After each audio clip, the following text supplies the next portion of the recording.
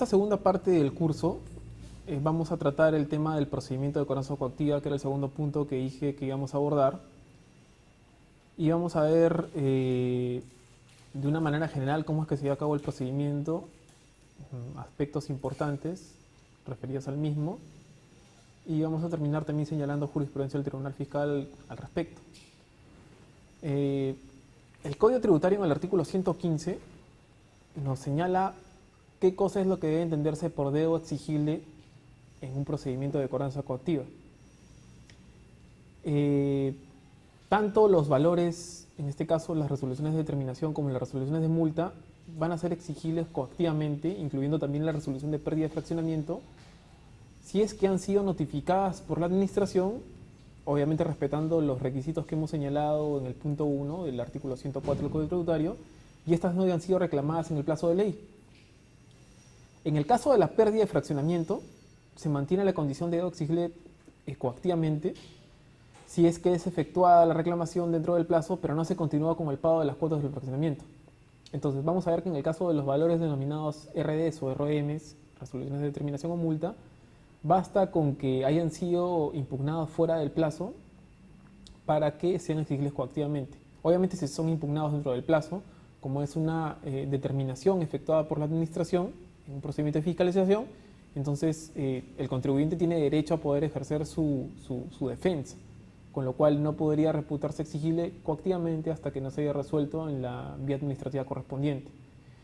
Ello no supone, sin embargo, que en todos los casos sea igual, porque en el caso de las órdenes de pago, como ustedes saben, también es otro valor emitido por la administración,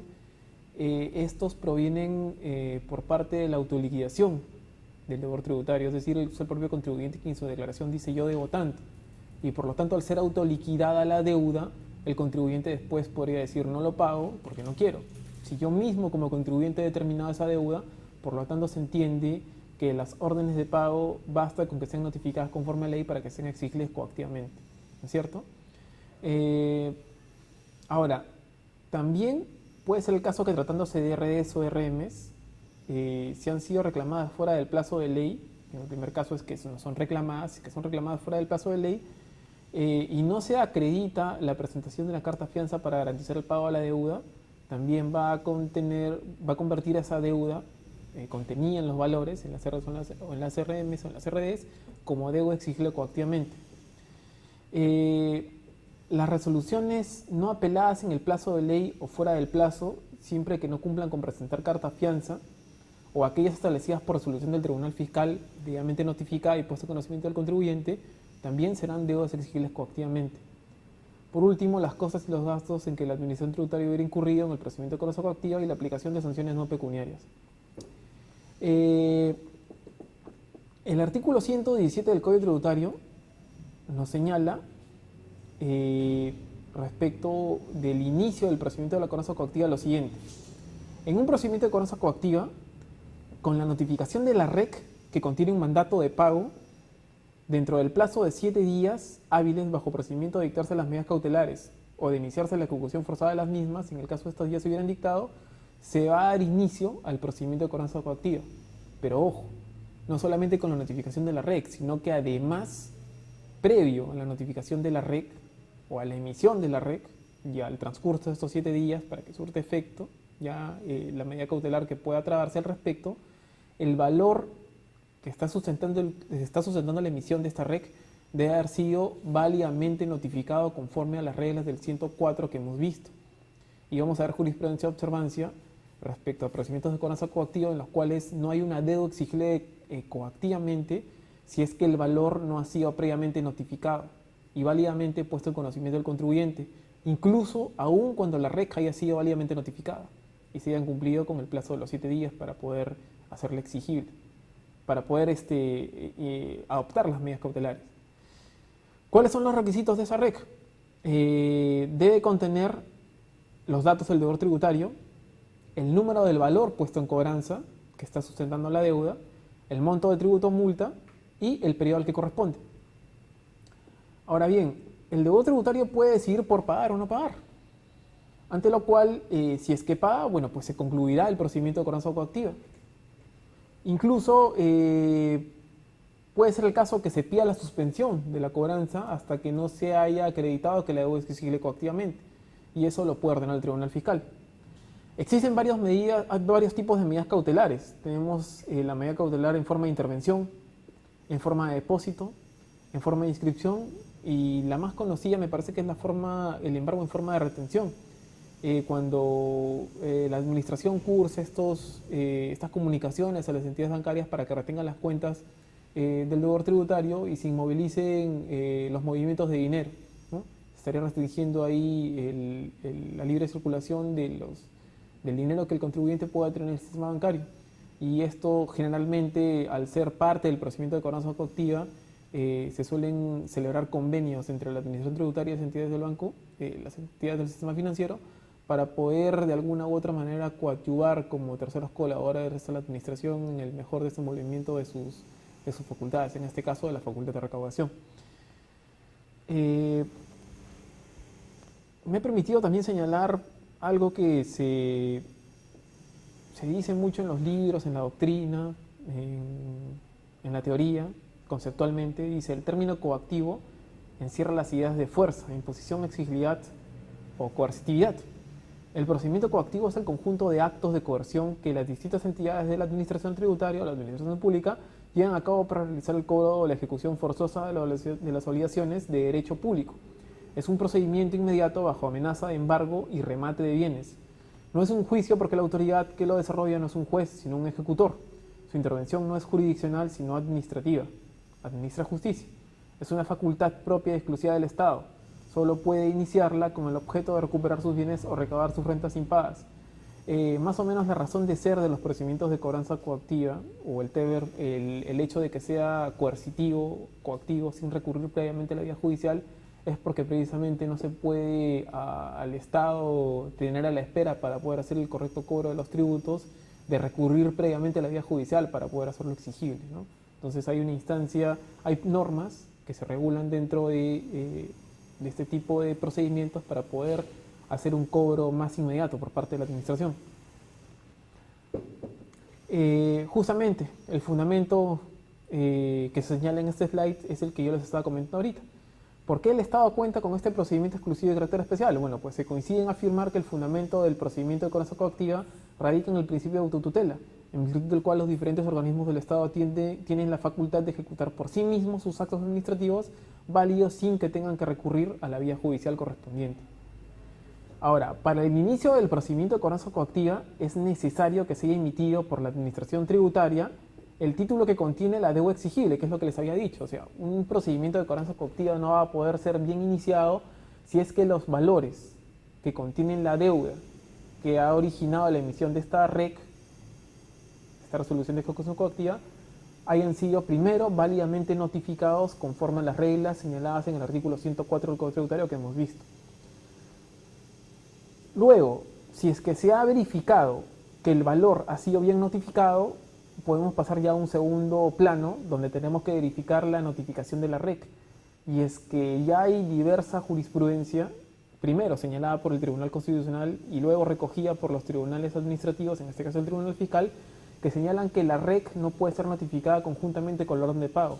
Es decir, no se puede hacer exigible la deuda en cobranza coactiva el hecho de que la resolución de ejecución coactiva sea puesta en conocimiento el mismo día que ha sido notificada el valor que lo sustenta. Esta notificación conjunta, simultánea, vulnera el derecho de defensa de los contribuyentes y, como repito, ya ha sido señalado en diversa jurisprudencia por parte de nuestros tribunales. El Tribunal Constitucional considera este acto de notificación simultánea como irrazonable y desproporcionado. Ustedes tienen a ver la jurisprudencia obligatoria del Tribunal del año 99, la 693-499, recoge estos criterios. Otro requisito para el inicio del procedimiento de cobranza coactiva es que no se encuentren impugnados oportunamente los valores, que era lo que decíamos, ¿no? En el caso de las RDs o las RMs, si no han sido impugnados oportunamente, exigirle coactivamente la deuda contenida en esta RD o en esta RM. Criterio contenido en esta RTF del 2003 de obligatoria. Procede la cobranza coactiva de una OP cuya reclamación ha sido declarada inadmisible por la administración, aun cuando el deudor tributario ha interpuesto recurso de apelación. esta RTF del 2007 nos dice que se fija un nuevo criterio respecto a la notificación conjunta de la OP y la REC. Si bien es cierto, este criterio del 99 nos señalaba un parámetro respecto a la notificación conjunta, luego cuando el Tribunal Constitucional hace una aclaración respecto al tema, donde finalmente llega a la conclusión que la notificación conjunta es irracional, es desproporcionada, el Tribunal Fiscal adopta un nuevo criterio con esta RTF del 2007 respecto a la notificación conjunta. Pero lo que les quiero dejar claro en todo caso es que más allá de esta complementación del criterio del Tribunal Constitucional, tanto el TC como el TF consideran que no es válida la notificación conjunta de la OP y la REC. Otros requisitos para el inicio válido de la cobranza coactiva los encontramos en el caso de que haya habido un incumplimiento en el pago de la obligación exigible. Es decir, por ejemplo, las cuotas del fraccionamiento. Si han sido dejadas de pagar, va inmediatamente a suponer que esa deuda proveniente de la pérdida de fraccionamiento sea exigible en cobranza coactiva. Que no se presenten ninguna de las situaciones previstas en el artículo 119 del Código Tributario, es decir, que no haya una causal de suspensión o conclusión del procedimiento de cobranza coactiva. Y por último, que la deuda no haya sido declarada prescrita, porque es muy probable que el contribuyente en un procedimiento, en un recurso de queja, en una apelación, donde, bueno, en el contencioso mismo, ¿no? Y si es que no hay un contencioso previamente iniciado, ni hay un contencioso paralelo, y el contribuyente discute esto en recurso de queja, es decir, el tema de la prescripción de los valores, si es que no hay una declaración de la prescripción por parte del Tribunal Fiscal, revocando la resolución de SUNAT, donde declara de repente los tributos y periodos no prescritos, no ha declarado prescrita su acción para el cobro, para la imposición de sanciones o para la determinación de la obligación, entonces, si no hay una declaración de prescripción por parte del Tribunal Fiscal, esta deuda también será exigible coactivamente. Respecto a la prescripción, el mero transcurso del tiempo no podría afirmar que una deuda tributaria está prescrita,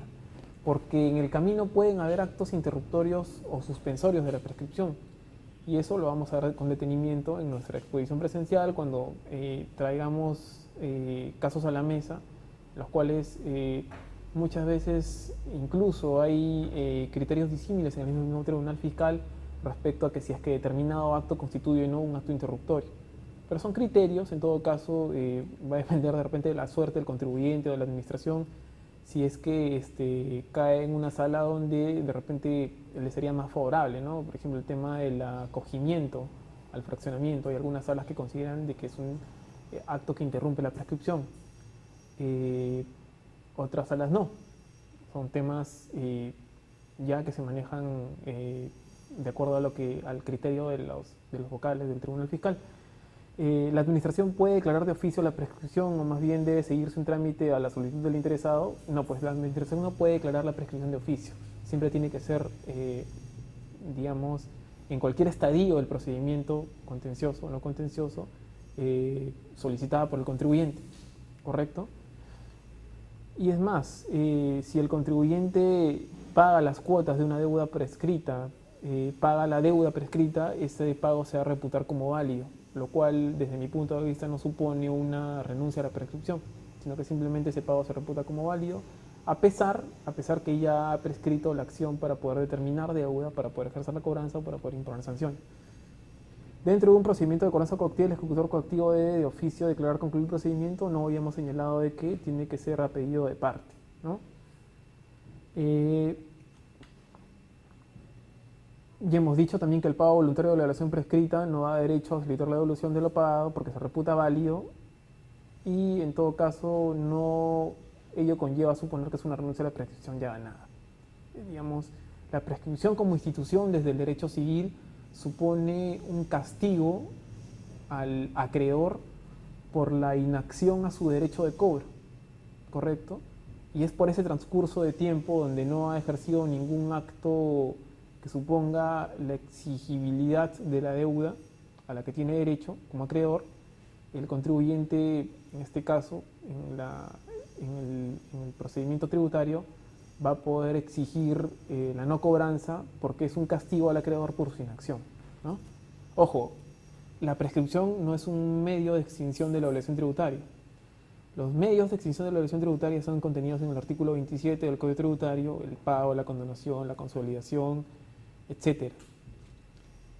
La prescripción no es un medio extintivo de la obligación tributaria, es simplemente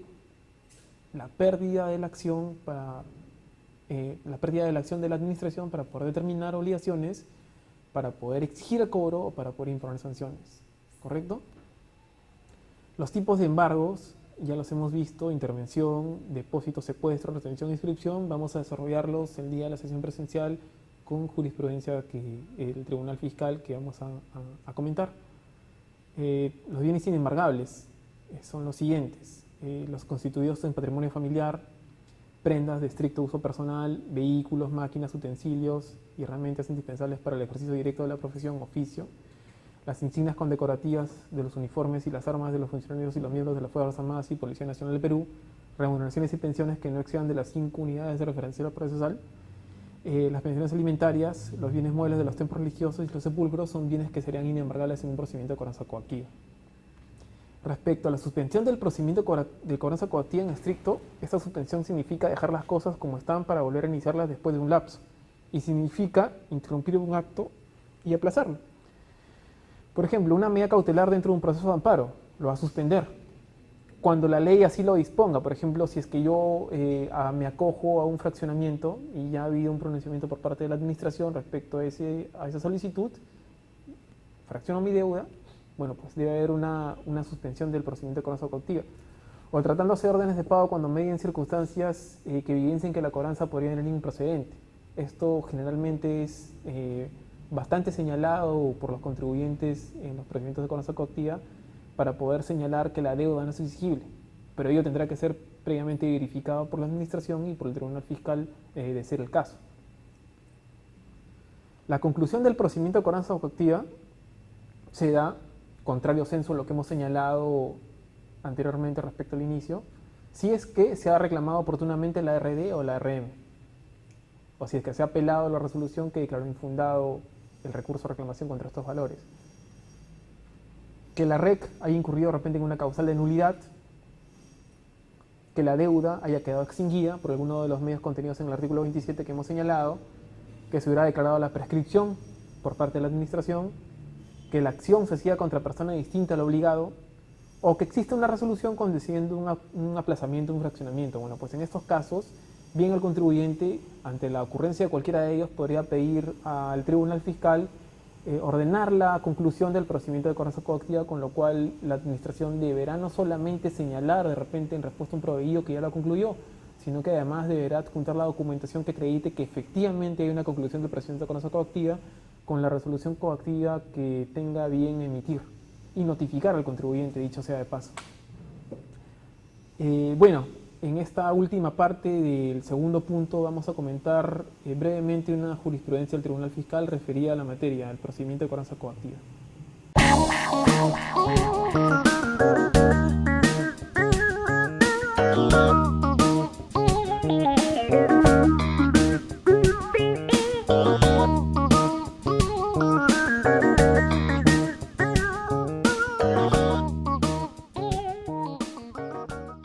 Ok, en este segundo punto respecto al procedimiento de cobranza coactiva, como les dije, vamos a señalar alguna jurisprudencia del Tribunal Fiscal, la cual va a ser complementada el día de nuestra sesión presencial. En este caso, en esta jurisprudencia del 2008, la 104993 del 2008 señala: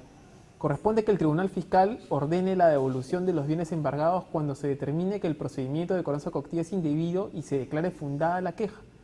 El criterio adoptado únicamente está referido a la devolución de dinero que fue objeto de embargo en forma de retención y que luego de ejecutada dicha medida la administración lo imputó a las cuentas deudores del contribuyente. Este criterio del 2008 es de observancia obligatoria